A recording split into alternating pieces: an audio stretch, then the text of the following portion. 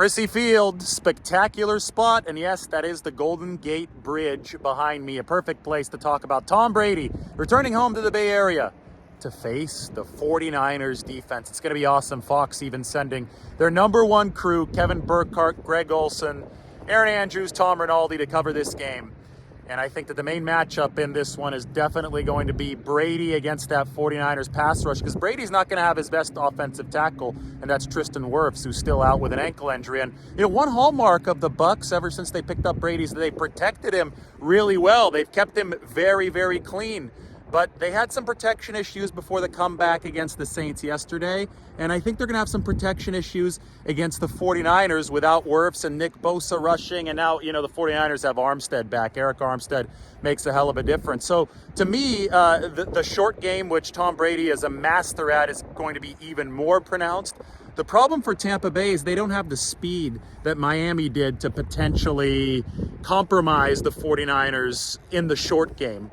The way that they were compromised at some points last week. Now, Fred Warner and the 49ers coverage units made sure they weren't compromised for too long. And they sped Tua Tagovailoa up, and Tua Tagovailoa was inaccurate. I don't think that it's as easy to speed Tom Brady up, but he doesn't have the same arsenal that the Dolphins do. So the 49ers, they need to be on their P's and their Q's when it comes to defending the short game, and that obviously is a task for everybody, but I think it again starts with Fred Warner. And if the 49ers are on their P's and Q's, then they're going to have a chance to rush a very old Tom Brady, a guy who's in his mid-40s, without his top offensive tackle, and I think that the 49ers are going to have an advantage in this football game because of that. The key, though, the absolute key is to not sleep on Tom Brady. The Saints fell asleep on him, and, they said, hey, we're shutting down this guy who's got mediocre efficiency ratings this year. Nothing's going to happen. And then Tom Brady did Tom Brady, right? He pulled a Tom Brady on the New Orleans Saints, and that ended up bad for New Orleans. The 49ers can't fall asleep in this game. But if they don't, they've got the talent advantage against this Tampa Bay offense.